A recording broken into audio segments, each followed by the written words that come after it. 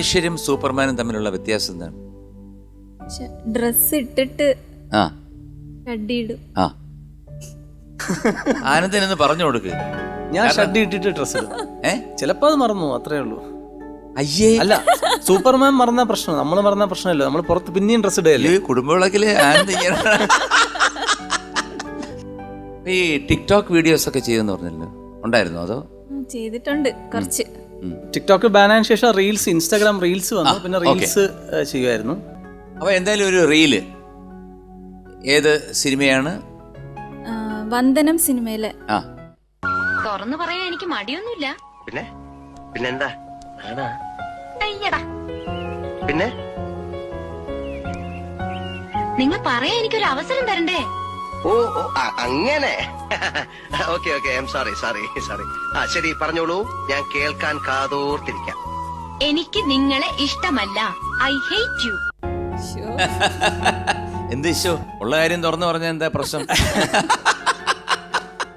എനിക്ക് തോന്നുന്നു Amrita super star ആണോ സൂപ്പർ ഡാൻസർ ആണോ എന്നറിയില്ല. ഈ ഫ്ലോറിലൊരു സംഭവം നടക്കുമ്പോൾ വർഷങ്ങൾക്ക് മുമ്പാണ്.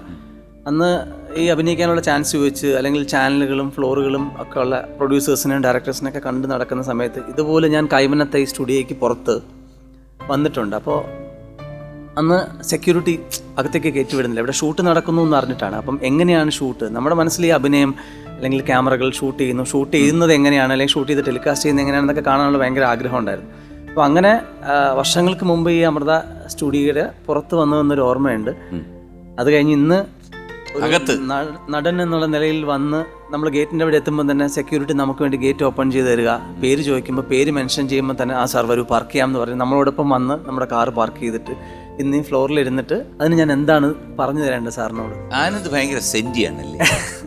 ആണോ? സെന്റിയല്ല സാർ, ഇമോഷൻ. ഇതൊക്കെ നമ്മൾ പഴയതൊന്നും മറക്കാൻ പാടില്ലല്ലോ. പഴയ മനസ്സിൽ കിടക്കുന്ന. എന്നാലും കൂടുതലും വന്ന വഴികളെ കുറിച്ചാണ് ചിന്തിക്കുന്നത്. ആനന്ദ് സിനിമയിൽ അല്ലെങ്കിൽ സീരിയലിൽ അഭിനയിക്കുന്നത് ഇഷ്ടമാണോ? ഇഷ്ടമാണ്. ഇനി ഒരു സിനിമയിൽ ചാൻസ് കിട്ടുകയാണെങ്കിൽ അതിനകത്ത് ഒരുപാട് പ്രണയരംഗങ്ങളും ബാക്കി ഇതുപോലെ ഒരുപാട് കെട്ടിപ്പിടിക്കുന്ന സീനുകളും അങ്ങനെയൊക്കെ ഉണ്ടെങ്കിൽ അതിനെ അനുവദിക്കുമോ? ഇല്ല. ഇല്ല. അപ്പൊ സിനിമയിൽ പോണ്ട. പോണം. പോണം, പക്ഷേ വേറെ അല്ലല്ല, വേറെ സിനിമയാണ്. കാരണം ഞാൻ ചോദിച്ച വേറൊന്നുമല്ല, പുള്ളി പോകുന്നത് എങ്ങനെയാണെന്നറിയാമല്ലോ.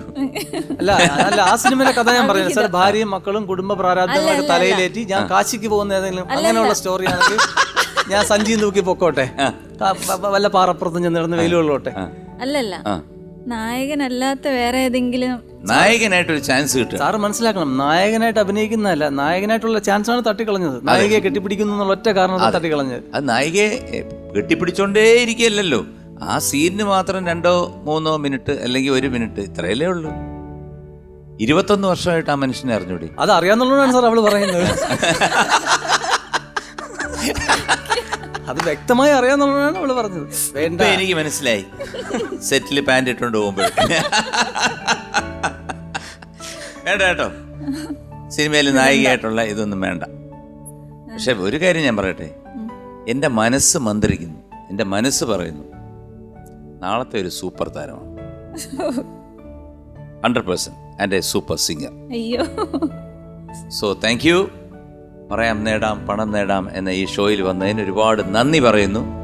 Thank you so much.